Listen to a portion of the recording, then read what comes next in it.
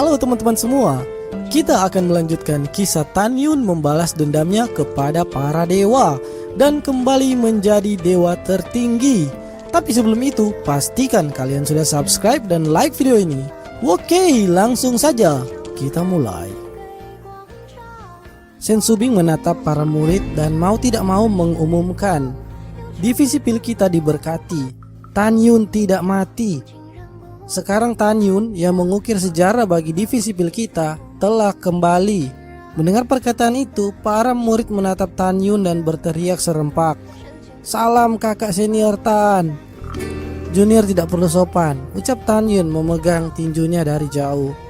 Pada saat ini, tangan seputih giok Tan Xin Ying sedikit terangkat dan para murid segera terdiam. Suasana begitu sunyi. Dia tampak serius dan berkata, "Tan Yun, apakah kau ingin menjadi muridku?" Ketika para murid mendengar perkataan itu, mereka merasakan badai di hati mereka. Kakak senior Tan disukai oleh kepala divisi pil gerbang abadi. Mulai sekarang dia akan melesat lebih tinggi. Shen Wende dan Shen Qingfeng tertawa di wajah mereka, tetapi hati mereka tidak bisa tertawa. Itu karena sebelumnya Tan Yun telah menolak pinangan Subing untuk menjadikannya murid. Jika sekarang dia menerima Tan Xin Ying sebagai guru, ini akan menjadi lelucon bagi Subing. Shen Subing di belakang Tan Xin Ying tersenyum tidak wajar dan tidak tahu harus berpikir apa. Namun hal itu terkait dengan penolakan Tan Yun terhadapnya. Tan Yun berlutut ke arah Tan Xin Ying di udara dan berkata, "Terima kasih atas bantuanmu. Tetapi sebelum murid ini bergabung dengan Huang Fu Sheng Song, aku sudah memiliki seorang guru. Jadi..." Tanpa menunggu kata-kata Tan Yun, Tan Xin Ying berkata sambil tersenyum, "Tidak masalah, ketua ini tidak keberatan." "Ketua, sebelum murid ini berguru, guruku pernah berkata bahwa murid ini tidak boleh menyembah guru lain lagi. Jadi murid ini tidak bisa menjadikanmu guru," ucap Tan Yun tampak tulus. Setelah mendengarkan ini, Shen Subing tidak bisa menahan senyum di matanya yang indah, yang merupakan pengakuan atas karakter Tan Yun. Begitu juga Shen Qingfeng dan Shen Wende. Dalam hal ini, kepala divisi ini yang terlalu buru-buru mengatakan itu.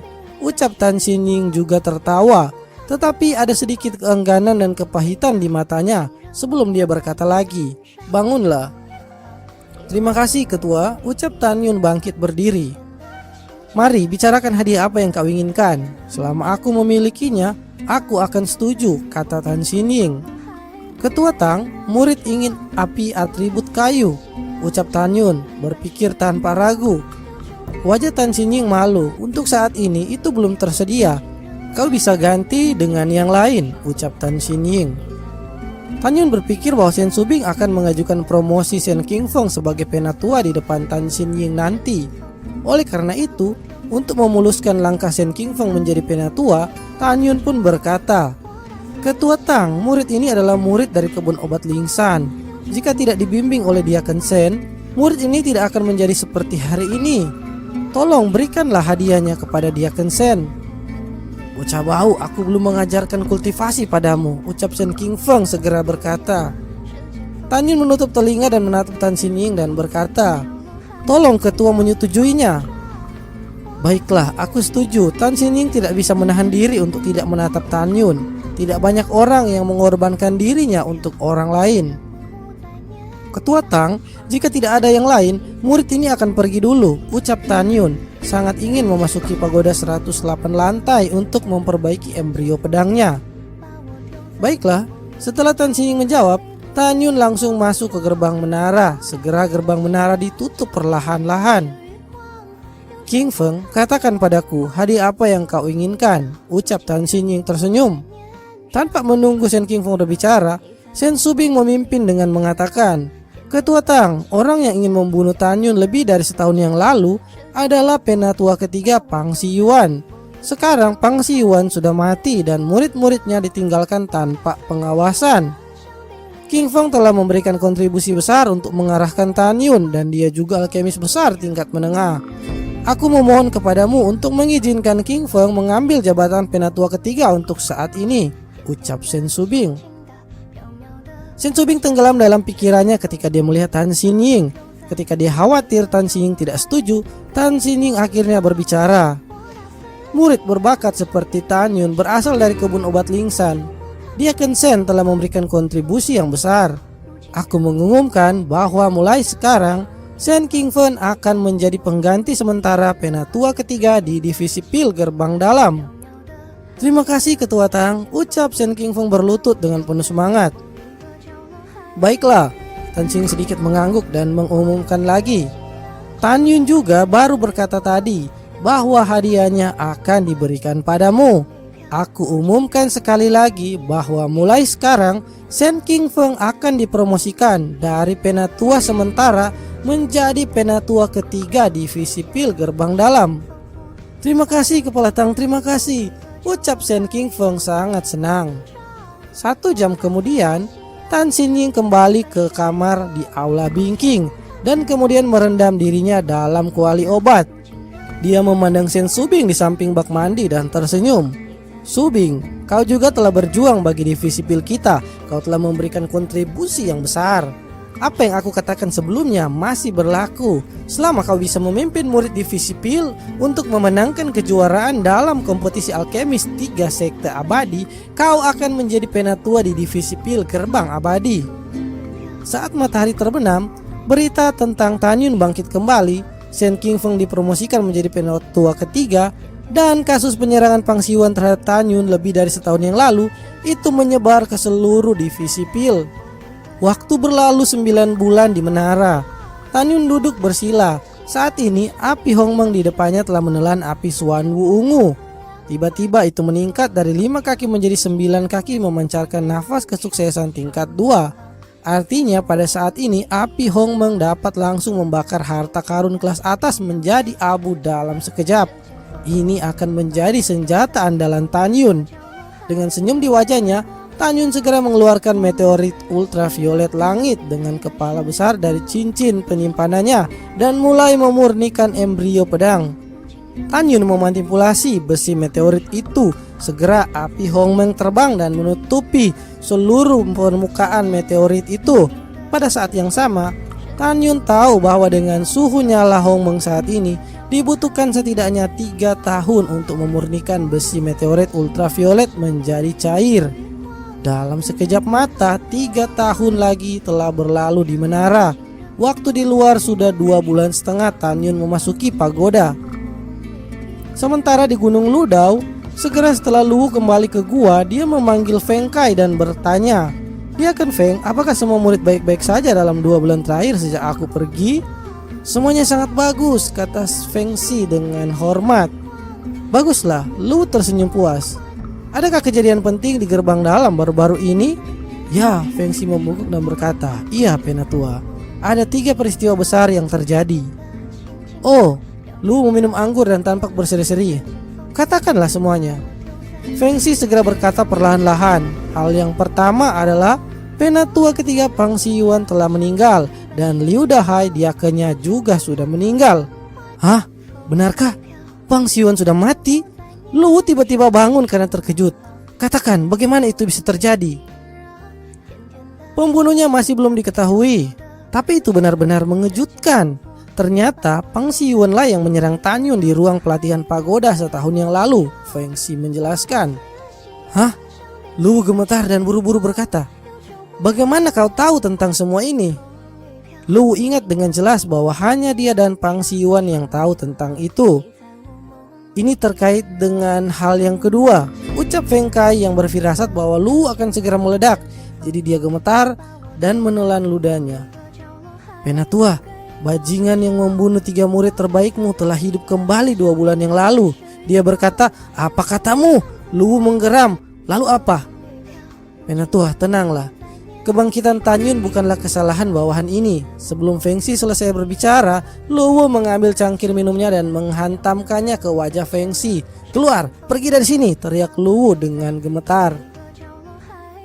"Baiklah, tenangkan dirimu penatua. Aku akan keluar sekarang," ucap Diaken Feng menutupi wajah kanannya yang hancur dan segera melarikan diri dari gua.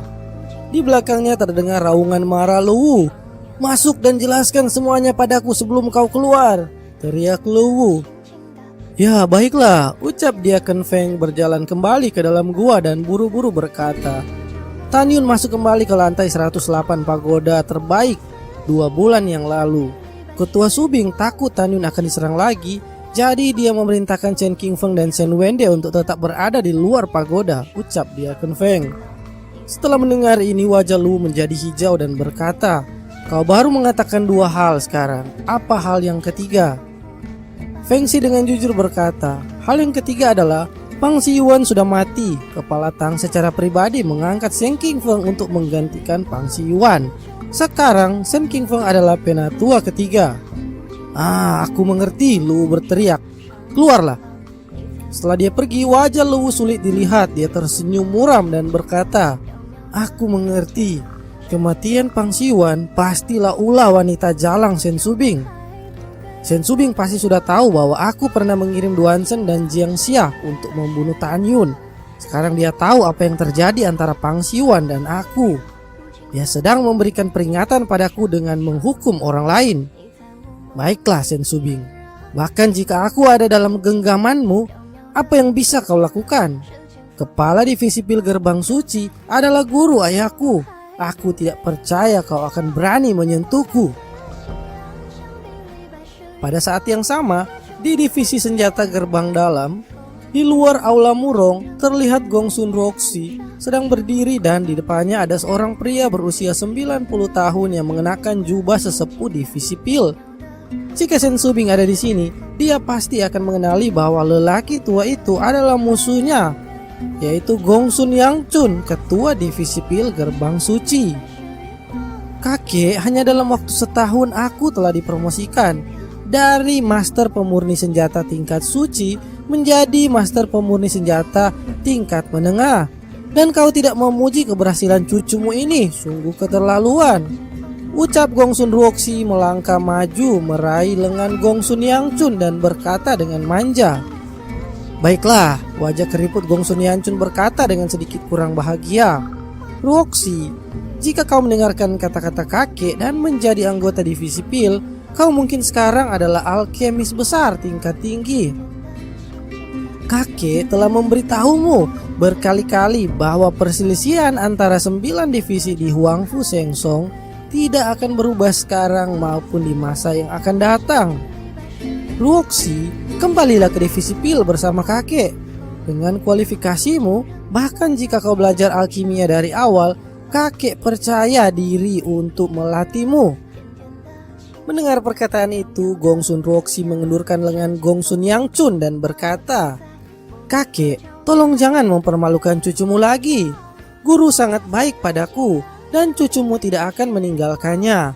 Selain itu, cucumu ini tidak suka alkemia dan hanya menyukai memurnikan senjata."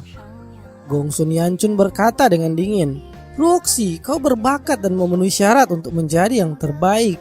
Cepat atau lambat, kau akan menghadapi situasi yang berlawanan dengan kakek. Apakah kau benar-benar menginginkan hal itu? Dalam hatimu, apakah kakek lebih penting atau tetap tinggal di sini lebih penting bagimu?" Roxy menundukkan kepalanya.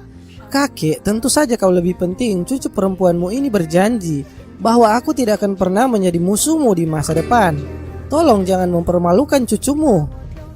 "Kau membuatku marah," ucap Gong Sun Yangchun dengan marah menunjuk Gong Sun Roxy. "Kau adalah keturunan yang memalukan. Apakah kau tahu bahwa hanya ada 2 alkemis besar tingkat terendah di antara para murid alkemis gerbang dalam? Dan kau adalah satu-satunya alkemis hebat tingkat menengah di divisi gerbang dalam. Kali ini, para murid berbakat dari 3 sekte kuno dalam alkimia, pemurnian senjata, pemurnian jimat, dan pemurnian arai akan mengadakan kompetisi besar. Dengan tingkat pemurnian senjatamu saat ini, kau cenderung akan menjadi setingkat lebih tinggi dari para pemurnian senjata dari Sekte Abadi dan Istana Peri Abadi. Jika kau menang, kau akan memenangkannya untuk divisi senjatamu.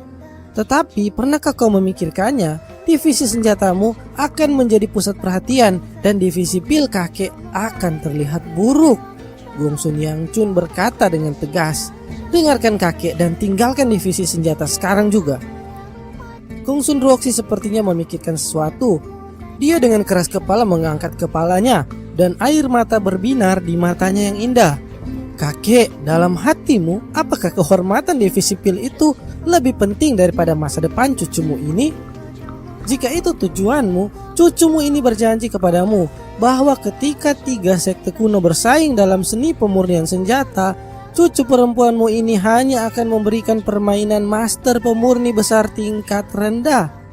Gongsun Yangchun menarik napas dalam-dalam dan tidak menjawab secara langsung, tetapi berkata dengan suara yang dalam. Ini bukan hanya tentang kehormatan kakek, tapi juga tentang permainan antar 9 divisi. Karena kau tidak ingin meninggalkan divisi senjata, maka kakek tidak akan memaksamu. Lakukan saja apa yang baru saja kau katakan. Jangan biarkan siapapun tahu bahwa kau adalah master pemurni senjata tingkat menengah. Itu cukup. Kakek masih memiliki sesuatu yang penting untuk ditangani. Kakek akan pergi sekarang, ucap Gongsun Yanchun. Ketika Gongsun Yanchun akan segera pergi, Gongsun Ruoxi menangis. "Kakek, tunggu." "Ada apa?" ucap Gongsun Yanchun berkata dengan tidak sabar. "Apakah hanya karena itu kau memperlakukan cucumu seperti ini?" ucap Gongsun Ruoxi berkata dengan sedih. Segera Gongsun Yangchun menampar wajah Gongsun Ruoxi. Dia sangat marah sehingga tubuh tuanya bergetar. "Kau berani mengucapkan kalimat seperti itu? Jika kakek yang memilikannya untukmu, apakah kakek akan membiarkanmu ada di sini sekarang sesuai pilihanmu sendiri? Jika kakek tidak memperlakukanmu sebagai cucu, kakek..." Gongsun Yanchun kehabisan nafas. "Kau benar-benar mengecewakan kakek," ucap Gongsun Yanchun segera menutup pembicaraan. Seketika itu Gongsun Yanchun melambaikan tangannya ke arah kekosongan. Tiba-tiba langit terkoyak secara paksa dan ada celah ruang gelap terbuka. Saat berikutnya, Gongsun Yangchun menghilang ke celah ruang spasial. Kemudian, celah ruang kembali seperti semula. Adegan itu barusan adalah kekuatan merobek ruang spasial. Setelah Gongsun Yangchun pergi, Gongsun Ruoxi menangis, tampak bingung, merasa bersalah dan tersedak. "Jika kau benar-benar mencintai cucumu, mengapa kau tidak membiarkan cucumu berpartisipasi dalam kompetisi ini dengan maksimal?"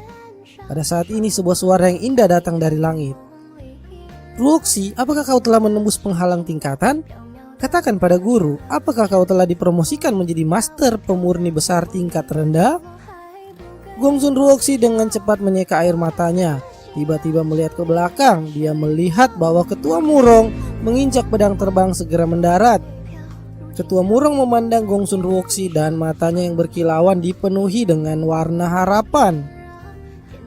"Shifu," ucap Gongsun Ruoxi tersenyum, "murid ini tidak mengecewakanmu. Aku telah dipromosikan menjadi master pemurni besar tingkat rendah." "Oh, itu bagus," kata Murong senang. "Sekarang ditambah denganmu, kita memiliki 4 master pemurni besar tingkat rendah dalam divisi senjata kita. Ruoxi, sekte kita jauh dari sekte abadi. Dalam sebulan kita akan pergi dengan para penatua dan murid berbakat dari divisi pil, divisi arai, divisi rune. Selama periode ini kau harus beristirahat dengan baik," kata Ketua Murong.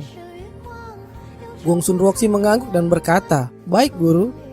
Saat ini Gongsun Ruoxi merasa sedih.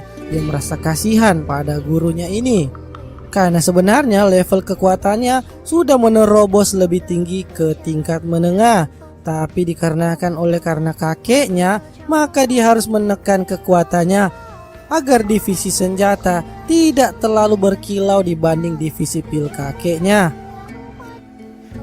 Terima kasih buat kalian yang sudah mengikuti hingga akhir. Lanjut ke part berikutnya ya. Jangan lupa subscribe dan like videonya. Bye.